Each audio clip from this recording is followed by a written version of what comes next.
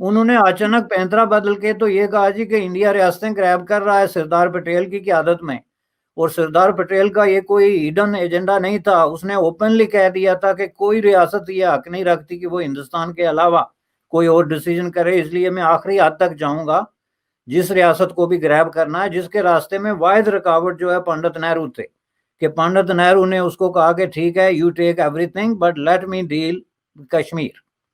اور یہی وجہ ہے کہ آج پنڈت نہرو پہ انڈیا میں یہ جو ہے حملے ہوتے ہیں کہ جی ان کی وجہ سے یہ سارا ہو گیا تھا، چونکہ اس کا بڑا لینیٹ قسم کا جو ہے وہ تھا، تو ایک ملٹرائز قسم کی پالیسی بن گئی کہ جی ہم نے کھینچنا ہے اس کو ہر قیمت پہ، جس کی وجہ سے آپ نہیں کھینچ سکے، اور نہ کھینچ سکنے کی 20 وجوہات ہیں کہ ظاہر ہے ہندوستان بڑا ملک ہے، اس کے پاس بڑی آرمی ہے، اس کے پاس زیادہ ذرائع ہیں، تو ظاہر ہے جب دو قوتوں کے درمیان لڑائی ہوتی ہے تو اس میں یہ چیزیں کاؤنٹ ہوتی ہیں کہ میٹیریلی آپ کہاں پہ زیادہ قوت کے ساتھ بیٹھے ہو. کہ پچھلے 72-74 سال میں پاکستان نے جو بھی کشمیر کے لیے کیا وہ کیوں کو اتنا فروٹفل نہیں رہا، اور جو پالیسیز پاکستان نے اڈاپٹ کی، ہم نے آرمڈ اسٹرگل کی بات ہوئی، جہاد ہوا، پولیٹیکل جو ہے پولیٹیکلی ہم نے اس کو ہائی لائٹ کیا، ڈپلومیٹکلی ہائی لائٹ کیا، لیکن ہم دیکھ رہے ہیں کہ ہر آئے دن جو ایشوز ہیں، وہ جو کشمیر کا مسئلہ ہے وہ ہمارے ہاتھ سے نکلتا جا رہا ہے، that which is a reality. اور ابھی 370 اور 35A کے بعد تو مزید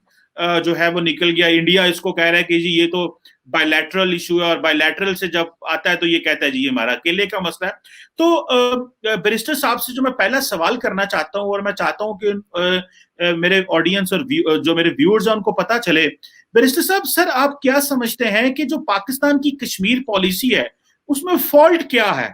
کیا آپ، بڑا براڈر سوال ہے، یہ کوئی چھوٹا سوال نہیں ہے، براڈر سوال ہے، but having your entire experience and being a Kashmiri and from all this perspective, آپ کا کیا پرسپیکٹو ہے کہ کہاں فالٹ رہا ہے آج تک؟ دیکھیں چیمہ صاحب، بڑا کمپلیکیٹڈ کوسچن ہے آبویسلی، اور ظاہر ہے کہ اس کا اتنے شارٹ وقت میں پورا تسلی بخش جواب دینا تو مشکل ہوتا ہے، لیکن ٹو بی بریف کہ یہ پالیسی جو ہے اس میں سب سے بڑا فلا یہ ہے کہ یہ بنیادی طور پہ اس کی جو ڈیسٹینیشن ہے نا وہ کلیئر نہیں ہے، اور یہ جو پاکستان کی جو بنیادی طور پہ ایک اٹھان اور ایک کلیئر قسم کا ایک سٹینڈ رہا ہے اس کے ساتھ اس کا کنٹراڈکشن ہے. میں اس کو مثال دیتا ہوں. مثال نمبر 1 آپ اس کی یہ دیکھ لیں کہ آپ ریفرینڈم کی بات، پاکستان آفیشیلی یہ کہتا ہے کہ جموں کشمیر کے اندر رائے شماری کرائی جائے. اب یہ لفظ آپ ذرا نوٹ کیجئے گا، رائے شماری، آپ اس کو ریفرینڈم کہیں یا کسی اور طریقے سے عوام کی اوپینین جو ہے اس کو معلوم کرنے کی کوشش کریں. تو یہ وہ پالیسی تھی جو قائد اعظم محمد علی جناح نے ٹیبل سے اٹھا دی تھی ان the first instance. Quaid Azam Muhammad Ali Jinnah totally اس طرح کی کسی کی بھی قسم کی موو جو ہے ریاستوں کے حوالے سے اس کے خلاف تھے. وہ اس ڈیٹیل میں جائیں تو بہت ساری چیزیں نکل آ جائیں گی، لیکن میں آپ کو بتاتا ہوں اس کی 2-3 چیزیں، مثالیں میں آپ کو دیتا ہوں. ایک جو ہے وہ خود قائد اعظم محمد علی جناح کو لارڈ ماؤنٹ بٹن کے تھرو یہ پیشکش کی گئی جو آن ریکارڈ ہے نومبر میں، کہ آپ ریاست حیدرآباد، جوناگڑھ اور جموں کشمیر میں رائے شماری کرائیں، جس کو کہ انہوں نے ریفیوز کیا کہ ہم اس طرح کی کوئی موو کرنا نہیں چاہتے. اس کی وجہ یہ ہے کہ قائد اعظم محمد علی جناح کی جو پالیسی تھی ریاستوں کے بارے میں یہ اس کے بالکل کنسسٹنٹ تھی، کہ ریاستوں کے بارے میں قائد اعظم محمد علی جناح 1930 سے یہ کنسسٹنٹلی کہہ رہے تھے کہ ریاستوں کے فیوچر کا فیصلہ وہاں کے جو راجے، مہاراجے، نواب اور جو بھی ہیڈ آف دی اسٹیٹ ہیں لیجیٹیمیٹ، یہ ان کا رائٹ ہے کہ وہ فیصلہ کریں کہ وہ کدھر جائیں گے یا ان کا کیا فیوچر ہوگا. نمبر 1. نمبر 2، اس کا ایک بہت بڑا ثبوت یہ تھا کہ قائد اعظم محمد علی جناح نے اپ ٹو 37-38 ریاستوں کے معاملات میں عدم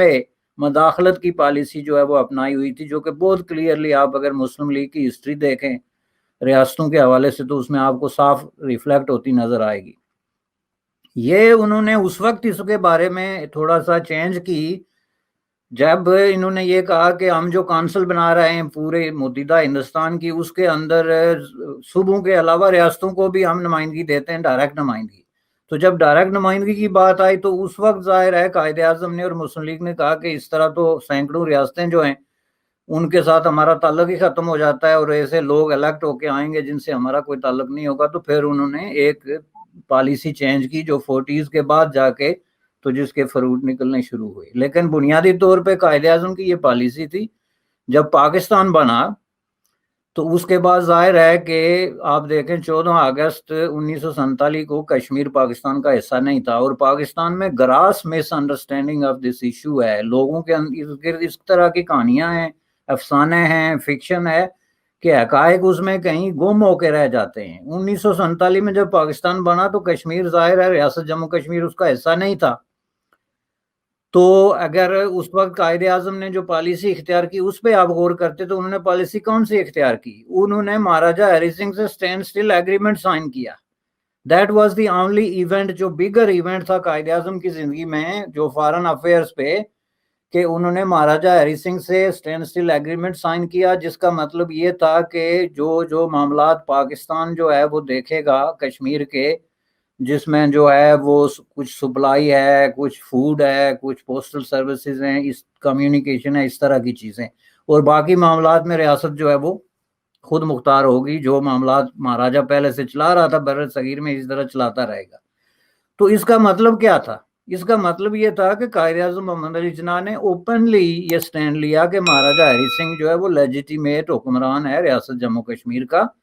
اور ریاست کے فیوچر کے بارے میں کوئی فیصلہ کرنے کے بھی اختیارات اسی کے پاس ہیں, جس میں سے ایک فیصلہ یہ تھا کہ ہم نے سٹینڈ اسٹل رہنا ہے, میننگ کہ ہماری جو سچویشن پہلے تھی, اور آپ کو پتہ ہے پہلے ریاست جموں کشمیر کی سچویشن یونائٹڈ انڈیا میں کیا تھی کہ یہ ایک نیم خود مختار حکومت تھی جس میں پنجاب سے یا ہریانہ سے لوگ ویزا لے کے داخل ہوتے تھے. ویزے کے بغیر مہاراجہ کی ریاست میں کوئی جا نہیں سکتا تھا, پرمٹ کے بغیر, اس کو پرمٹ کہتے تھے. اور آپ کو یاد ہوگا کہ پنڈت نہرو کو اریسٹ کیا گیا تھا اسی چارج پہ کہ وہ بغیر پرمٹ کے جو ہے کشمیر میں داخل ہونے کی کوشش کر رہے ہیں. خود قائد اعظم محمد علی جناح نے 2 دفعہ جو وزٹ کی ریاست جموں کشمیر کی, وہ پرمٹ لے کے گئے. تو یہ چیز تھی, جس کا مطلب کیا تھا, اس سے آپ سمجھیں کہ پالیسی قائد اعظم کی نہ یہ تھی کہ کشمیر پہ حملہ کر کے اس کو گریب کرو, نہ یہ تھی کہ اس میں ریفرینڈم کرا کے اس کو پاکستان کا حصہ بناؤ, جو کہ ظاہر ہے مسلم اکثریت اسٹیٹ ہے تو الٹیمیٹلی ریفرینڈم ہوگا تو مسلم اکثریت پاکستان میں شامل ہوگی. تو قائد اعظم اتنے انٹیلیجنٹ تو تھے نا کہ یہ اب ان کی انٹیلیجنس کی توہین ہے کہ وہ یہ بات نہیں سمجھتے تھے کہ جہاں پہ 75% مسلم ہوں گے کسی ریاست میں تو ریفرینڈم ہوگا تو وہ ظاہر ہے پاکستان کے ساتھ ہی شامل ہوں گے ان حالات میں. لیکن انہوں نے ریفیوز کیوں کیا؟ کہ وہ جو ہے وہاں پہ سمجھ رہے تھے کہ مذہبی کارڈ کشمیر کے اندر پلے کرنا بر صغیر میں دوسری بات تھی, تو کشمیر میں اگر ہم پلے کریں گے تو اس کے بہت الٹے اثرات نکلیں گے, چونکہ وہ بہت زیادہ ایک ملٹائی ریلیجس اسٹیٹ رہی ہے اور تھی اس وقت. اس میں ہندو بھی تھے, مسلمان, سکھ, بدھسٹ, ایک پورا جو ہے اس میں ایک گلدستہ مذاہب کا آپ جو ہے وہ کہہ سکتے ہیں, جس کو قائد اعظم اس طریقے سے ڈسٹرب کرنے کے موڈ میں نہیں تھے. حالانکہ مسلم کانفرنس اور مسلم لیگ کے درمیان ایک طرح کا سمجھ لیں تنظیمی تعلق بنتا تھا ریلیجس بنیادوں پہ, لیکن قائد اعظم نے کلیئرلی ان کو ایڈوائس دی, یہ آپ مسلم لیگ کے لیڈر اور مسلم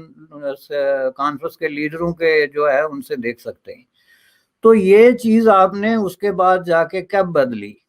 جو 5 جنوری 1949 کی یونائٹڈ نیشن کی قرارداد تھی وہ یہ تھی کہ جو ریاست جموں کشمیر کے عوام جو ہیں وہ اپنے مستقبل کا فیصلہ خود کریں.